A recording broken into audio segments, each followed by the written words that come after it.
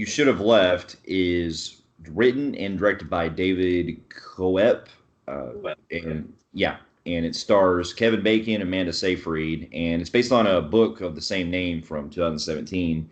And in this movie, it deals with a screenwriter and his wife and their daughter end up going to this isolated home that's in this Welsh countryside and for a vacation. And while they're there, some things pretty much go down like you see, kind of like we see in a lot of like these different type of well, home haunted homes type movies, and it starts to dave into some like various like kind of builds on a psychological kind of issue, which we won't go into spoilers, but it deals with like a reasoning that where things aren't quite as they seem when they're there, and starts to really dive into a lot of stuff that deals with Kevin Bacon's character.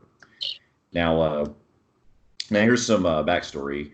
Now, this film was directed by David Coeb, who actually directed another film with Kevin Bacon back in 1999 called Stir of Echoes, which to this day, keep in mind, it's been forever since I've seen that movie. I haven't seen it since I was like probably when I was a teenager or something. But I remember like growing up, that was actually one of the most like that was probably one of my favorite Kevin Bacon films and one of the most like very one of the best like when it comes to psychological thriller type movies like that. Or I'm sorry, not sorry, ghost films. Ghost films, I meant like that.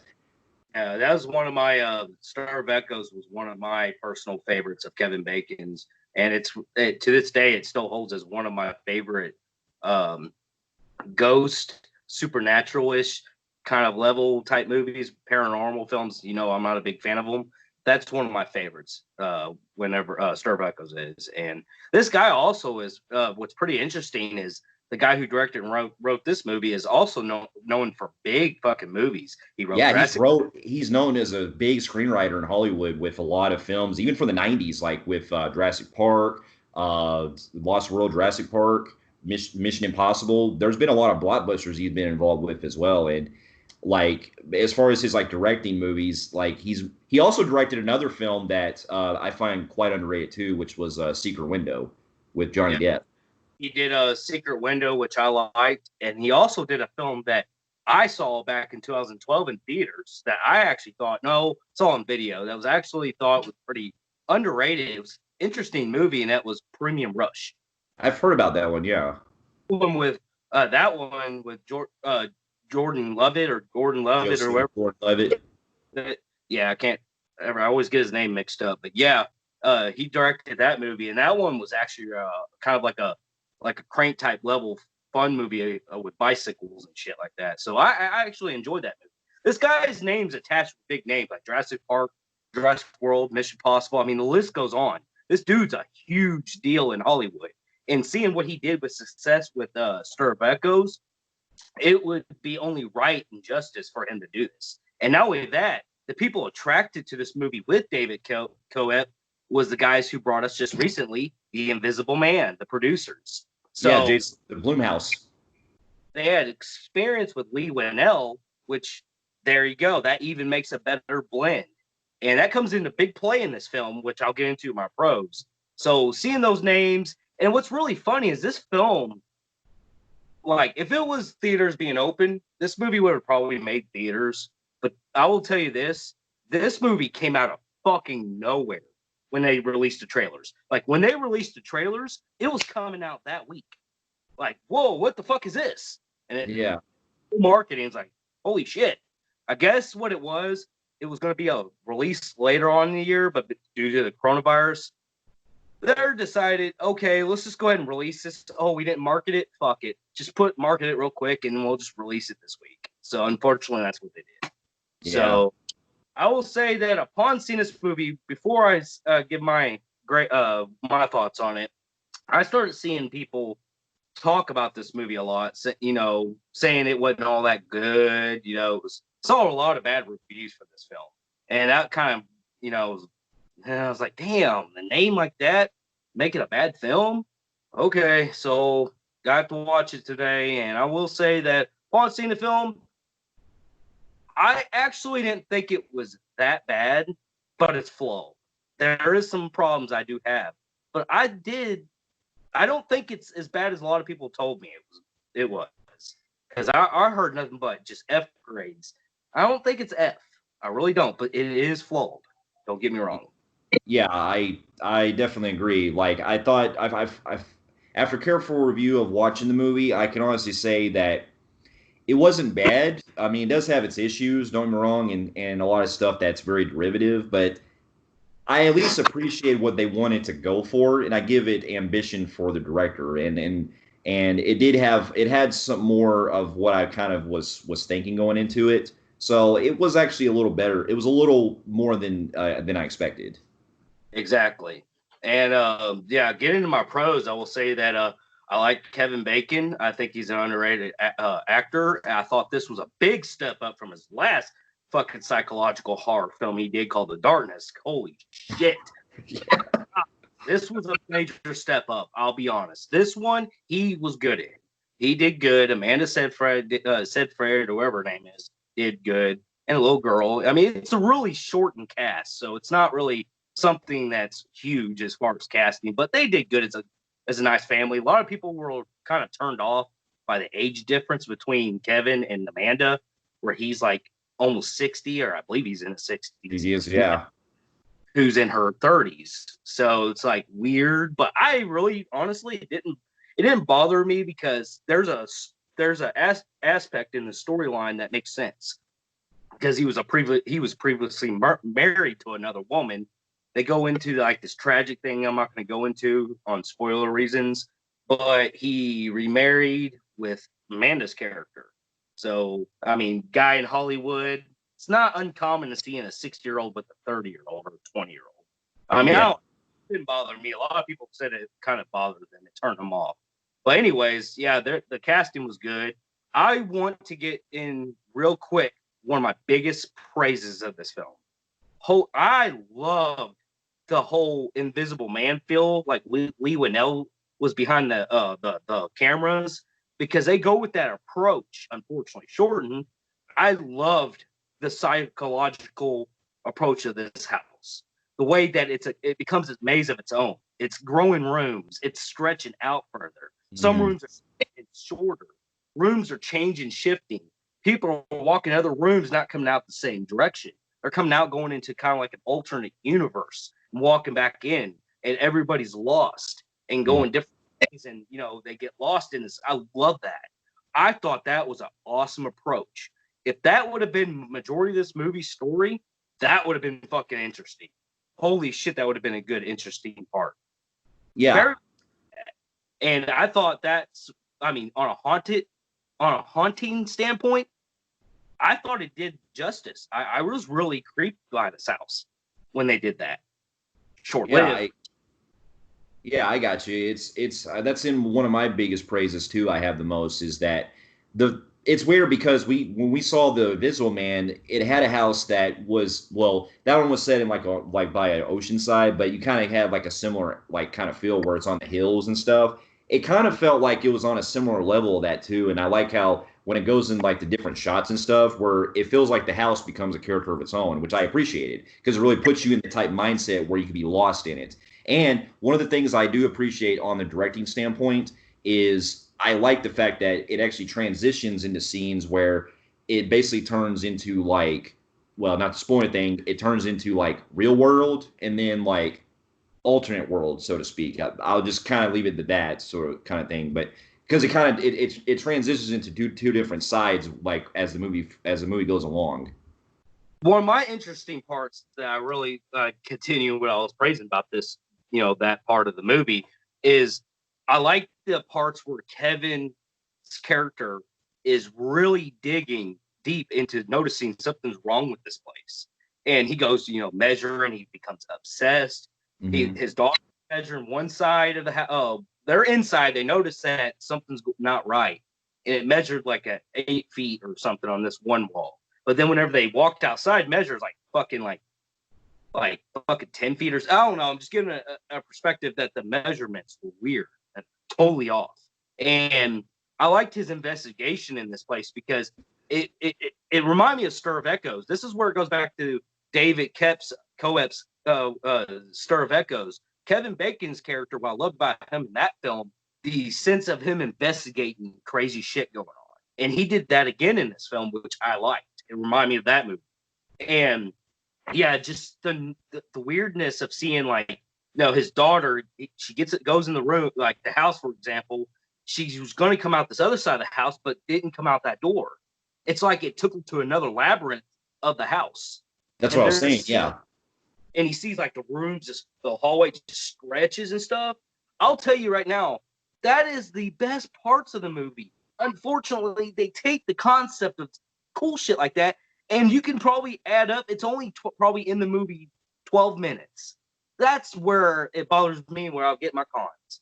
But yeah, I did too. I like the way that to me is great filmmaking, the way that it really puts you in that kind of mindset of its own. And there are some interesting ideas that I kind of liked, like the way it kind of plays it out. And there is something I will admit, and going back to Kevin Bacon, yeah, it's great to see him playing like a ghost type of movie or supernatural type of, horror film like this, like Sarah Echoes again. Because, I haven't seen The Darkness, but I've heard it really was an awful movie, but I thought he really carried this movie pretty well, and I liked him, and I also enjoyed Amanda Seyfried as well. And like you really feel like it's a good way of like diving into some things because it's very often like the way he's creeping around and stuff, and those dream sequences. I thought.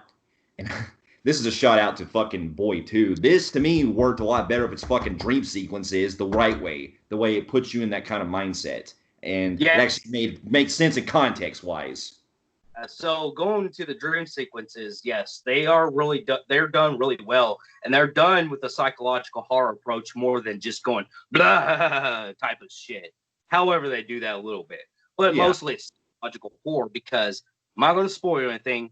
There's something to deal with Kevin's character who might have done something. It's a tragic past.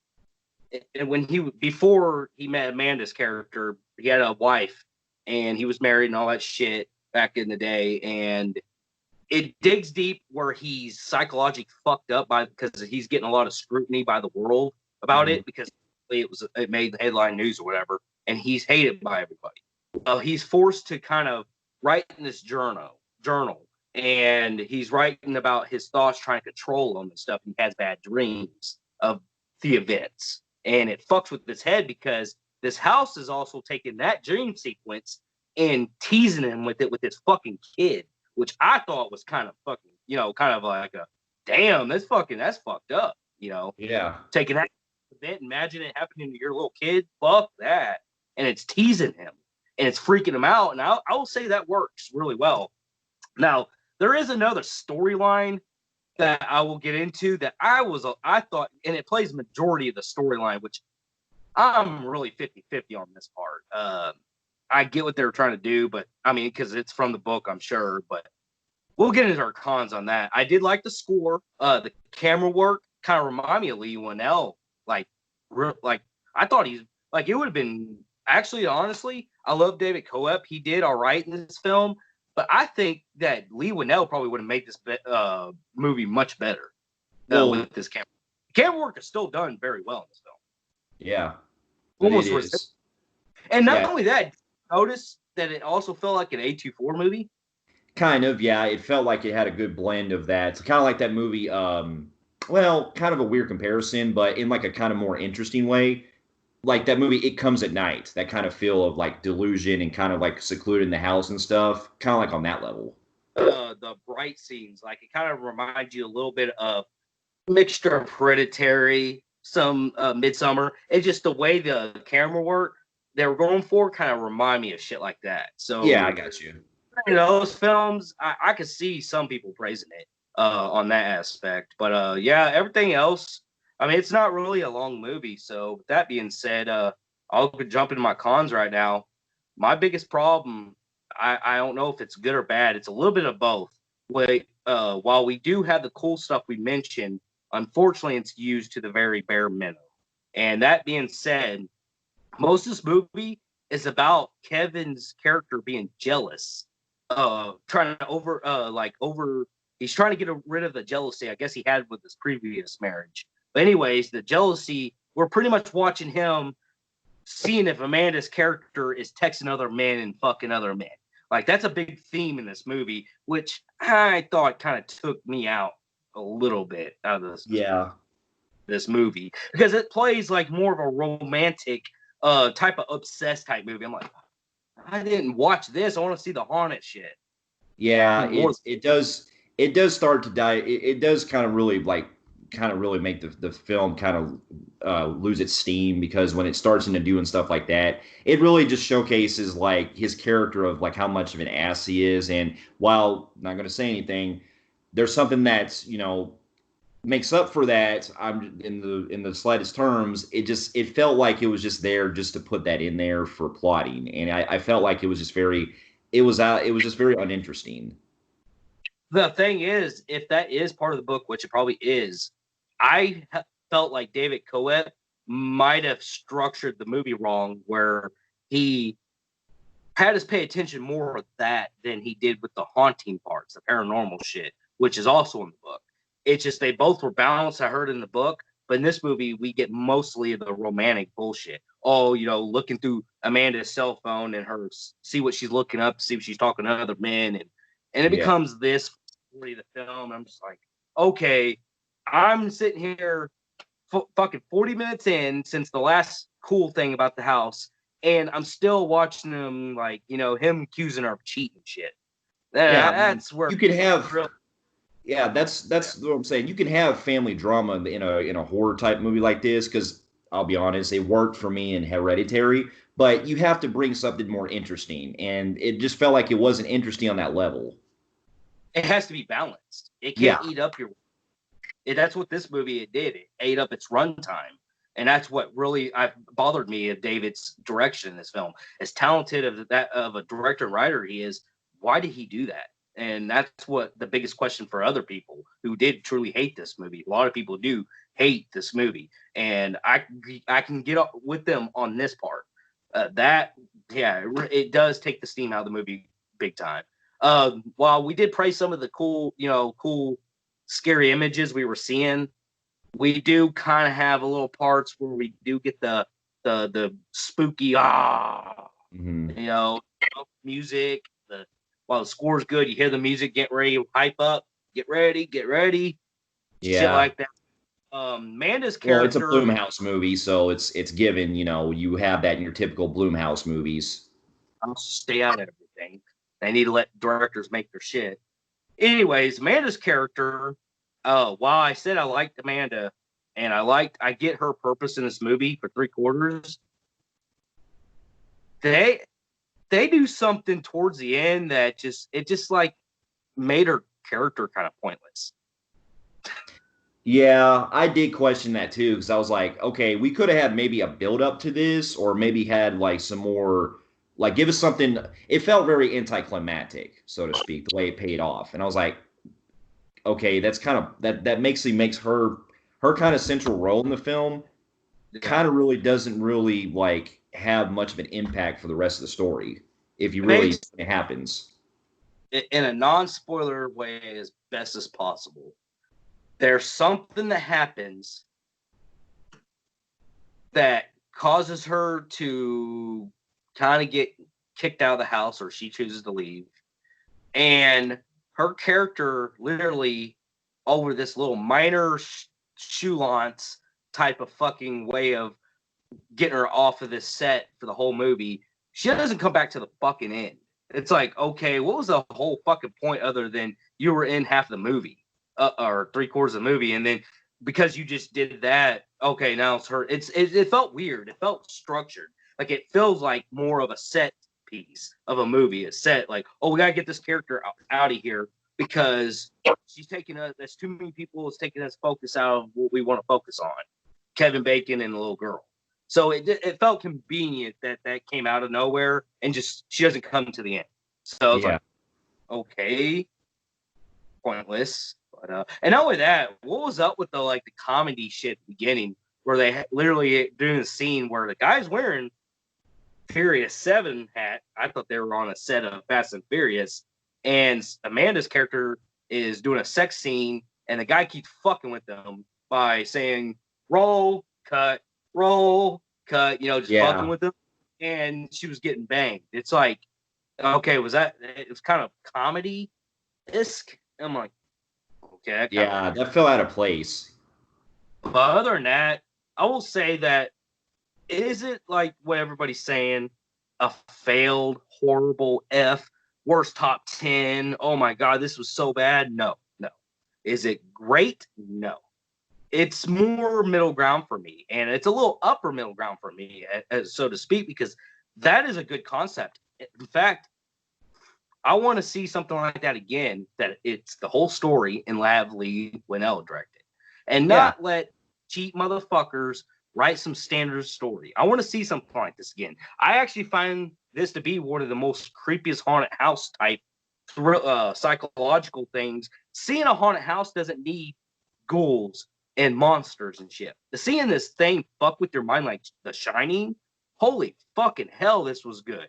It's only in it though for 12 minutes, so that's what killed it for me. So with that being said, because there was a lot more things I did, I thought it was doable for what it was. I'm gonna be nice. I'm gonna give this film a high average Joe and a Film Freaks meter. I was gonna say the same thing. Yeah, I'm giving it a high average Joe on the Film Freaks meter as well. While, like we were saying, while the pacing can really take a majority out of it, though, when the good stuff is there, the good stuff really does work, and it really showcases a lot of the ambition of what the director was going for. And I give it a lot of credit than what it deserved. And so, with that being said, I'm giving it also a high average Joe on the Film Freaks meter as well. Um, so for those you have also seen, you should have left. Let us know in the comments below what you thought about it, and stay safe. And we'll see you in our next review. We'll see you later. Later.